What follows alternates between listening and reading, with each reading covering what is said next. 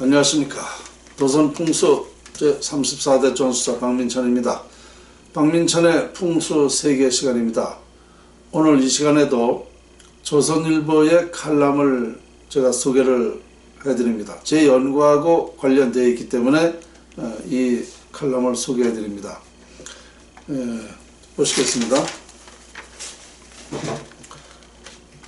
박정훈 논설실장의 칼럼입니다. 오만한 권력에 불복종할 권리. 아주 논설실장님이시라 그런가 상당히 칼럼을 잘 쓰셨어요. 이 내용은 제가 지난 여름에 본 방송을 통해서 말씀을 드렸죠.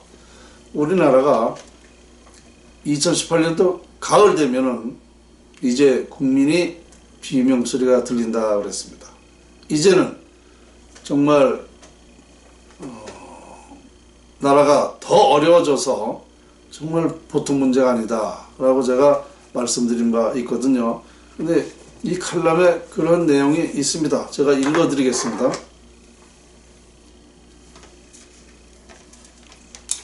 중요한 부분만요. 민주주의는 국민이 주인이다. 정권은 국민을 위해 복무할 의무를 진다. 이 지당한 말을 꺼내는 것은 지금 그에 역행하는 일이 벌어지고 있기 때문이다. 정부가 일자리를 없애고 가난한 사람을 더 가난하게 하고 서민 경제를 침체로 몰아넣고 있다. 둥가림 정책에 세금을 마구 낭비하며 미래 세대의 지갑을 착취하고 있다. 약자들의 비명소리가 터져나와도 귀를 틀어막고 정책 폭주를 치닫는다. 국민을 위해야 할 정부가 국민을 못살게 구는 일이 벌어지고 있다. 이런 자해 정부를 민주정부라고 할 수 있나? 그렇죠. 지금 문재인 대통령과 지금 정부에서 하는 짓들을 보면 완전히 그 말이 맞잖아요. 가난한 사람을 더 가난하게 하고 약자들의 비명소리가 터져나온다고 그랬습니다. 아까 제가 말씀드렸죠. 또 먹고 사는 생존권을 위협하고 국가 미래를 망치는 정부에 대해서는 국민이 노라고 할 수 있다. 이것이 시민 불복종이고 더 나아가면 저항권이다. 불복종하고 저항할 권리는 헌법 이론이 인정하는 자연권이다. 동시에 국민의 의무이기도 하다 그랬습니다. 이게 무슨 얘기예요? 국가 미래를 망치는 정부는 국민이 아니다라고 불복종해야 된다 이거죠. 그래서 저항권을 이제 발동시켜야 된다 이제 이런 얘기입니다. 이게 뭐냐면 법에는 저항권법이라는 게 없습니다. 그런데 이 헌법 위에 국민이다 말입니다. 헌법 위에 국민이기 때문에 국민이 이 정부가 잘못하면 저항할 권리가 있다는 얘기죠. 그러니까 국민이 이젠 저항해야 될 때가 됐다. 이런 얘기가 되겠습니다. 소상공인협회가 최저임금 정책에 대한 불복종 운동을 선언했다.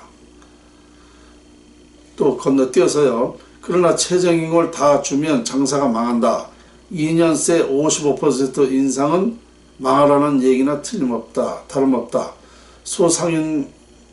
소상공인들은 나를 잡아가라 하고 있다.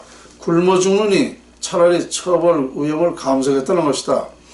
실정법 위반이 미화될 수 없다. 그러나 상공인들에게도 악법도 법이라고 하기엔 상황이 너무도 심각하다. 수많은 영세기업과 자영업자들이 폐업 위기에 몰렸다. 저소득층 근로자들이 일자리에서 쫓겨나고 있다. 생업과 일자리는 이들에게 먹고 사는 생존의 문제다. 서민들의 생존권이 정부에 의해 위협당하고 있다. 약자를 보호해야 할 정부가 도리어 약자들 밥그릇을 깨트리고 있다. 먹고 살기 위해 저항하는 소상공인들을 누가 비난할 수 있는가? 정부가 일시적으로 정책 판단을 잘못할 수는 있다. 그러나 실패임이 드러났는데도 잘못된 정책을 고집한다면 오기이고 독선이다.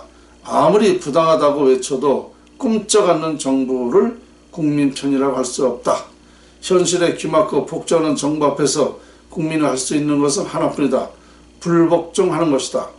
탈원전이 에너지 100년 대계를 망치고 있는데 그냥 보고 있을 건가?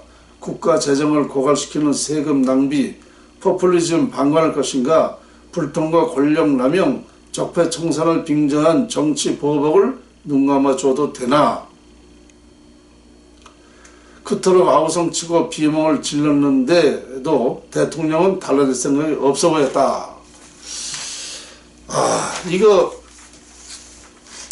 저는 이렇게 된다고 얘기했지 않습니까? 지난 여름에 분명히 얘기했습니다. 그러니까 이 미래 예측, 제가 이렇게 말하는 것은 자연을 보고 얘기한 거예요. 자연은 거짓이 없다는 거 여러분이 아시죠? 봄이 가면은 가을이 오고, 봄이 가면 여름이 오고, 여름이 가면 가을이 오고, 겨울. 이게 자연의 이치 당연한 거 아닙니까? 그리고 이제 낮이 지나면 또 밤이 되고, 당연한 거예요, 이치가. 이거 그러니까 자연은 이렇게 거짓이 없단 말입니다. 바로 이 자연의 이치를 보면 인간사 세상상 어떻게 살아야 된다, 무엇이 어떻게 돌아간다는 걸 다 알게 되는 거예요. 그러니까 저는 풍수를 통해서 이걸 다 밝혔단 말입니다. 자연의 그 원리와 이치와 그 요소를 완전하게 밝히고 보니까 이런 말을 하게 된 거예요. 나라가 망한다. 그러니까 이런 말들이 이제 나오지 않습니까? 저는 이미 15년 전에 국운이 상실돼서 나라가 망한다고 이미 한 거 아닙니까? 이게 다 자연의 이치입니다. 그러면 망하는 방법은 그렇게 원인은 그렇게 있었는데 다시 그래서 자연의 이치를 풍수를 다시 풍수로 살리는 방법, 죽는 것을 살리는 방법이 자연 활용법이에요. 그것을 다 말한 거 아닙니까? 그런데 제 말을 안 들으니까 이제 이런 지난 1월 11일자 이게 신문이에요. 박정원 칼럼 논서실장님이시고 조선일보 이렇게 나오잖아요. 그러면 이미 저는 이렇게 된다 하고 얘기한 것이 나오는데 문제는 뭐냐면 이걸 끝나나요? 아닙니다. 앞으로는 더 나라가 더 어렵게 된다는 얘기입니다. 어려운 정도가 아니고요. 그래서 제가 한탄을 하는 거예요. 한탄을. 치료할 방법을 모르면 어쩔 수 없죠. 그러나 이걸 다 연구했잖아요. 나라를 살리는 방법을 연구했잖아요. 그러면 됐잖아요. 그러면 나머지는 우리 국민이 정부에서 이 연구를 써야죠. 활용해야죠.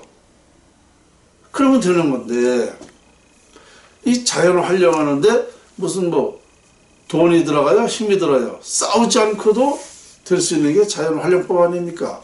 아주 간단한 문제라니까요.